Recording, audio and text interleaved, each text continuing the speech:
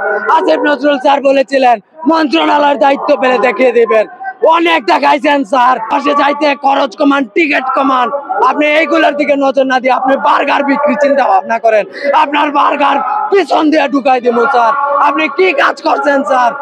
5ই আগস্টের আগে ছিল চোরে ভরা বাংলাদেশ। 5ই আগস্টের পরে বাংলাদেশ স্বাধীন বাংলাদেশে প্রবাসীদের টিকিটের দাম কেন বাড়বে আপনার কাছে জানতে চাই। আপনি কি পদক্ষেপ নিয়েছেন স্যার? কেন প্রবাসীদের টিকিটের দাম বাড়বে? প্রবাসীদের সিঙ্গাপুর থেকে আসতে লাগে $300 আর বাংলাদেশ থেকে যাইতে লাগে $600, $1000, $2000। কেন স্যার? 1 লাখ 2 লাখ টাকা কি স্যার কাছে ধরে আপনি কেন বসছেন প্রবাসী কল্যাণ মন্ত্রণালয়?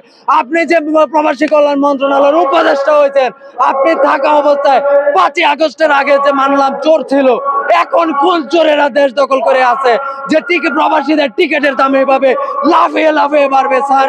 এখন প্রবাসীদের টিকিটের দাম স্যার কেন বাড়ে? আপনি কি উন্নয়ন করছেন স্যার?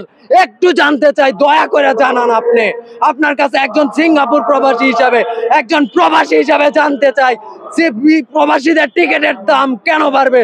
বিদেশ থেকে আসতে গেলে যে আমাদের দাম বাড়ে না, বাংলাদেশ থেকে যেতে গেলে কেন দাম বাড়বে স্যার?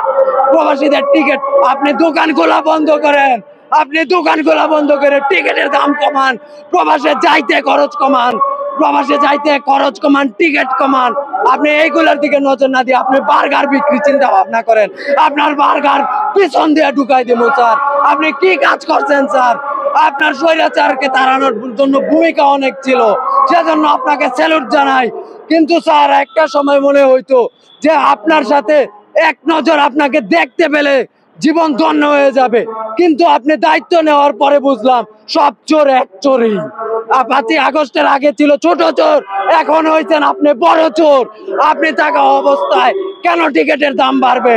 14 মাস হয়ে গেল, 15 মাস আপনি কি করছেন প্রবাসী?